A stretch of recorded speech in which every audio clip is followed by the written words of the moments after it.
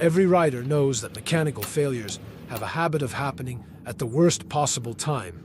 That's exactly what happened when a clutch cable snapped far from any repair shop, with no spare parts and no proper tools in sight. At first, it seemed like the journey was over, but instead of giving up, this rider looked at what was available and came up with an unexpected solution. Using nothing more than a simple rope and a bit of ingenuity, he began building a temporary system that looked far too basic to work. Yet every step had a purpose. It seems like a desperate roadside improvisation at first, until you see the result and realize how this clever fix kept the trip going when all hope seemed lost.